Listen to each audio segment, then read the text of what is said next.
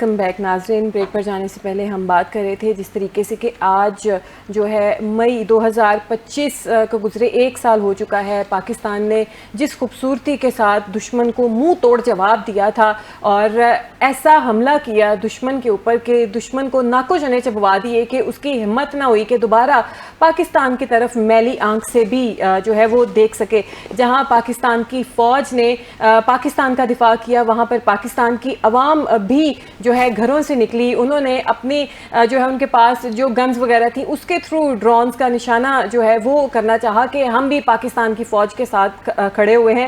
تو زبردست کامیابی سمیٹی پاکستان نے. پوری دنیا نے دیکھا کہ پاکستان ایک پرامن ملک ہے. جس طریقے سے دشمن نے پاکستان کے اوپر پہلے اٹیک کیا تھا پاکستان نے اس کا جواب بڑی خوبصورتی کے ساتھ اور اتنی مضبوطی کے ساتھ دیا کہ اس کو تاریخ میں یاد رکھا جائے گا. اچھا سر, اب آپ مجھے بتائیے گا جس طریقے سے یہ مارکہ حق ہے اس میں انڈیا نے کیا کھویا اور پاکستان نے کیا پایا, آپ کیا سمجھتے ہیں؟ بہت شکریہ نیاب. جی سر.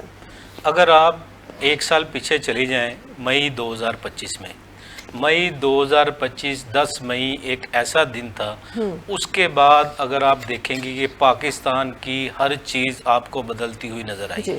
پاکستان کا جو امیج تھا انٹرنیشنل کمیونٹی کے سامنے, پاکستان کا میڈیا اس کا مقابلہ نہیں کر سکتا. وہاں کے جو لوگ ہیں, جو گودی میڈیا ہے جس میں بڑے بڑے نام ہیں, آج کل وہ میجر گورو آریہ ہے, روبیکا لیاقت ہے, ارناب گوسوامی ہے, یہ بہت پیسہ خرچ کرتے ہیں پاکستان کے خلاف کمپین پر.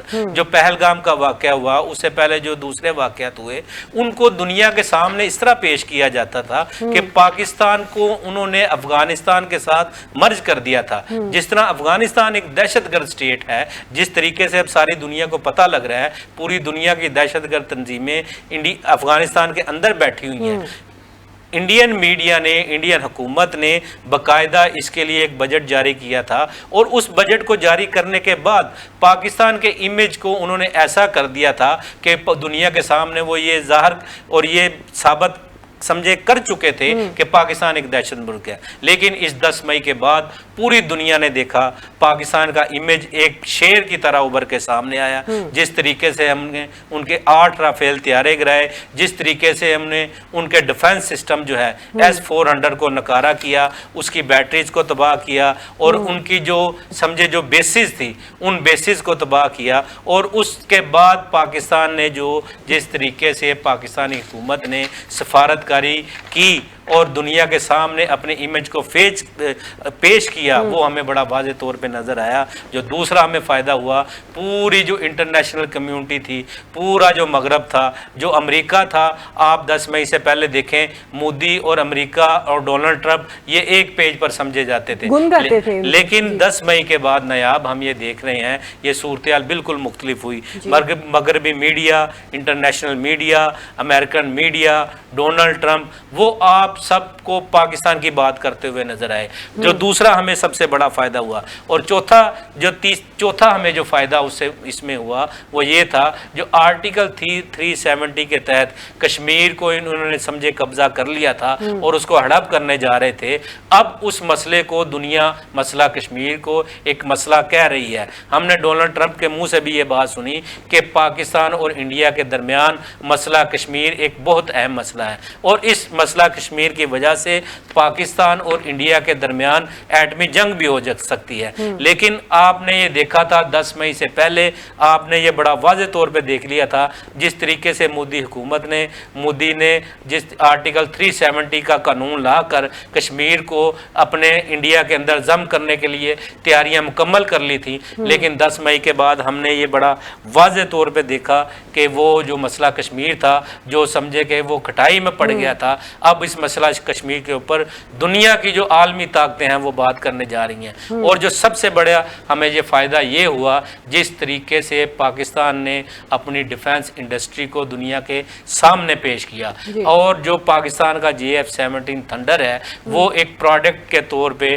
آپ کی ڈیفنس انڈسٹری جس طریقے سے کام کرنے لگ گئی. آپ کے لیبیا کے ساتھ معاہدے ہو گئے, آپ کے آذربائیجان کے ساتھ معاہدے ہو گئے, دنیا کے کئی ممالک اب لائن میں لگے ہوئے ہیں. جس طریقے سے JF-17 F-15 تھنڈر کو وہ لینا چاہ رہے ہیں, پاکستان کی ٹیکنالوجی کو لینا چاہ رہے ہیں, وہ اگر آپ 1 سال پیچھے چلی جائیں گی 10 مئی کو آپ کو یہ چیز نظر نہیں آئے گی.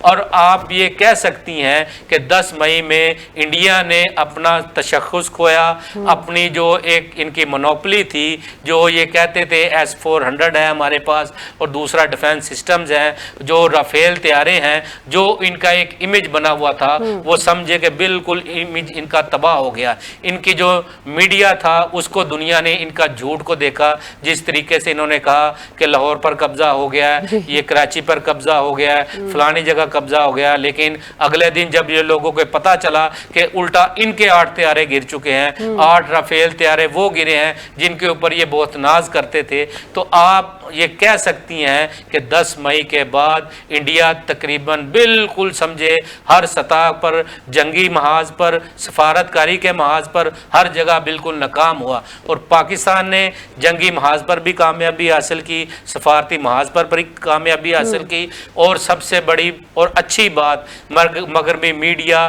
انٹرنیشنل کمیونٹی, جو یورپ ہے, سب کے سامنے پاکستان کا ایک اچھا امیج سامنے آیا. اس کے بعد ہم نے یہ دیکھا پاکستان جس طریقے سے JF-17 تھنڈر کی ڈیلز کرنے جا رہا ہے, اور یہ سب سے اچھی بات یہ ہوئی ہے کہ JF-17 تھنڈر اب وار اپروو ہو چکا ہے کہ یہ کوئی بھی ملک اگر جنگ میں استعمال کرتا ہے تو یہ جنگ میں کامیابی بھی حاصل کر سکتا ہے. تو یہ میں آپ کو اب یہ آپ کو بھی مبارکباد دیتا ہوں, پاکستان کی قوم کو بھی مبارکباد دیتا ہوں, اپنے فیلڈ مارشل عاصم منیر صاحب کو بھی مبارکباد دیتا ہوں, پاکستان کی حکومت کو بھی مبارکباد دیتا ہوں, جس طریقے سے انہوں نے کامیابی حاصل کی. اور جو پاکستان کے نوجوان جنہوں نے وہ طیارے اڑائے اور رافیل طیاروں کو گرایا, ان کو بھی میں مبارکباد پیش کرتا ہوں. اور اس کے ساتھ ساتھ یہ 10 مئی کے بعد ہم نے یہ بڑے واضح طور پہ دیکھا پاکستان جس طریقے سے اب ثالثی کا کردار ادا کر رہا ہے, وہ بھی 10 مئی کے بعد ہی ممکن ہوا. تو آپ یہ کہہ سکتی ہیں کہ 10 مئی آپ کا ٹرننگ پوائنٹ ہوا, معاشی لحاظ سے, اقتصادی لحاظ سے, سفارتکاری کے لحاظ سے, جنگی لحاظ سے, اور اب آپ کا امیج دنیا کے سامنے بہت بہتر ہے. بہت بہتر ہے. بالکل سر, وہ 10 مئی کا ہی مارکا تھا, مارکہ حق تھا, جس کے بعد جیسے آپ نے بتایا کہ پاکستان کی پکچر جو ہے وہ دوسرے ممالک کے اوپر چینج ہو گئی, اور انٹرنیشنل جو کنٹریز تھے وہ انہوں نے دیکھا کہ پاکستان تو ایک پرامن ملک ہے اور پاکستان اتنا کیپیبل ہے. اور اس کے بعد ہی اللہ تعالیٰ نے پاکستان کو ایک اور بڑی کامیابی دی, اسی کامیابی کی وجہ سے کہ پاکستان نے ایران اور امریکہ, 2 ایسے ملک جو ازلوں سے ایک دوسرے کے دشمن تھے, 50 سالہ دشمنی, ان کو ایک ٹیبل کے اوپر بٹھا دیا. اور یہ سارا کچھ اس مارکے کے بعد ہی جو ہے ہو سکا. اچھا سر, انڈین میڈیا اس نے پاکستان کے خلاف تو بہت سارا پروپوگنڈا کیا, سب نے دیکھا, ابھی بھی کرتا ہے. اس نے پاکستان کے ساتھ ساتھ ایران کے خلاف جو ہے وہ بھی پروپوگنڈا شروع کر دیا ہے. ایرانی سپریم لیڈر ہیں, ان کے خلاف ان کے میڈیا نے پروپوگنڈا کیا, جس کا ایران نے بڑا کرارا, ایرانی حکومت نے بڑا کرارا جواب دیا ہے. سر وہ کیا جواب دیا اور کیا پروپوگنڈا کیا انہوں نے؟ انڈین میڈیا جو ہے آپ کو پتہ ہے جس طریقے سے پروپوگنڈا کرتا ہے, جس طریقے سے جھوٹ اور جو دوسری چیزیں ہیں, اصل میں ان کی وہ ان کی نفسیات میں یہ چیزیں شامل ہو چکی ہیں.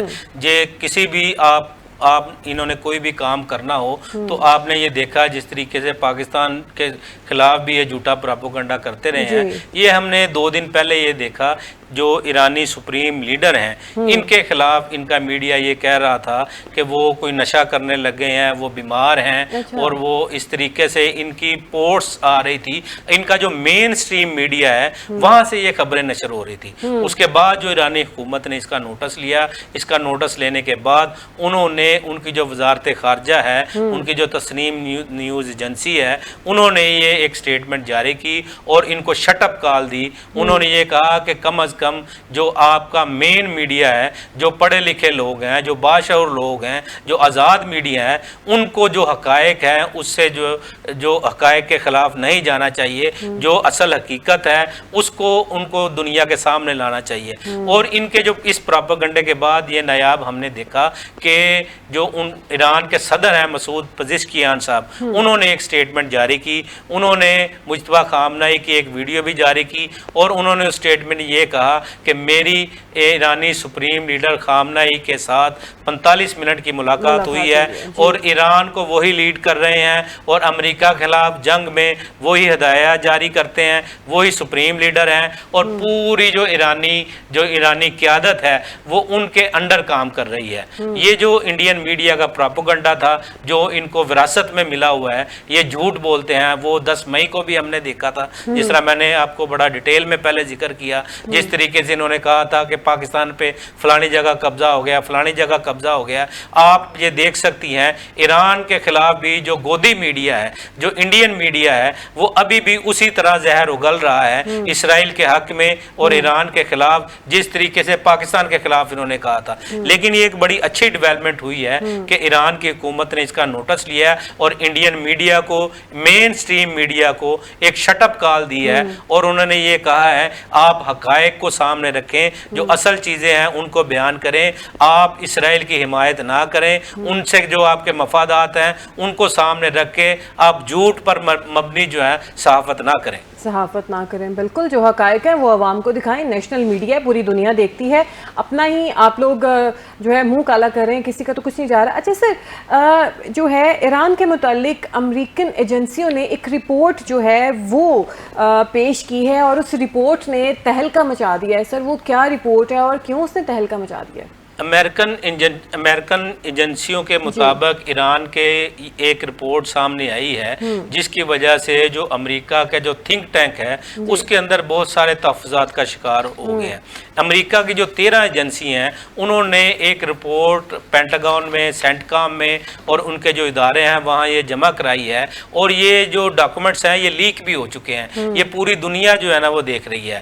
یہ نیو یارک ٹائمز کی رپورٹ کے مطابق میں آپ کو یہ بتا رہا ہوں کہ جو امریکہ کی 13 ایجنسیز ہیں انہوں نے یہ بڑا واضح طور پہ ایک رپورٹ میں یہ کلیئر کیا ہے کہ ایران اس جنگ سے پہلے نیوکلیر بم نہیں بنا رہا تھا.